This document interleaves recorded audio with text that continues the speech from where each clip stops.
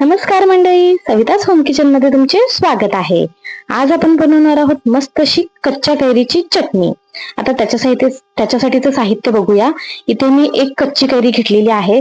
आता याला पाड लागलेला आहे, त्याच्यामुळे त्याचा कलर थोडासा चेंज झालाय, पण ती पूर्णपणे पिकलेली नाही, कच्चीच आहे। आता याला मोठं धोटं आपण चिरून घ्यायचं आहे। आपण ही चटणी बनवण्यासाठी आपला दगडी खलबत्ता वापरणार आहोत। याच्यामुळे आपल्या चटणीचं जे टेक्स्चर आहे ते खूप छान येतं। आता याच्यामध्ये आपल्याला एक अर्धी वाटी ओलं नारळ वापरलेला आहे। आता हा नारळ ओलं खोबरं जे आहे ते सुद्धा असं मोठं छोटं चिरून टाकायचं आहे आपल्याला, कारण की हे सगळं साहित्य आपण नंतर ठेचून घेणार आहोत। आता इथे आपण 5 ते 6 हिरव्या मिरच्या वापरलेल्या आहेत। तुम्हाला जसं तिखट आवडत असेल त्याच्यानुसार तुम्ही कमी जास्त मिरच्या वापरू शकता। आता इथे हे आपण असे 2 तुकडे करून टाकलेले आहेत मिरच्यांचे, आणि इथे अर्धा चमचा मी जिरे वापरलेले आहेत, आणि चवीनुसार मोठं मीठ वापरायचं आहे इथे।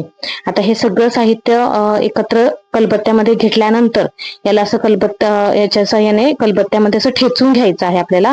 वरून मी थोडीशी कोथिंबीर टाकलेली आहे।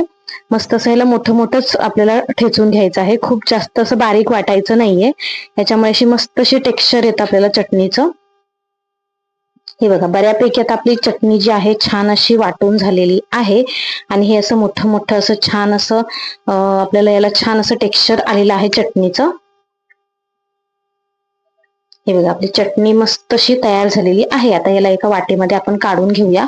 इथे आपण ओला नारळ वापरलेला आहे, त्याच्यामुळे ही जास्त दिवस टिकणार नाहीये।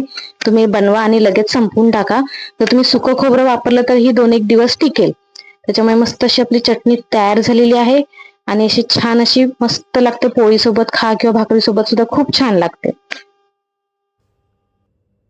अशाच छान छान रेसिपीजसाठी सविताज होम किचनला लाईक करा, शेअर करा आणि सबस्क्राईब करा।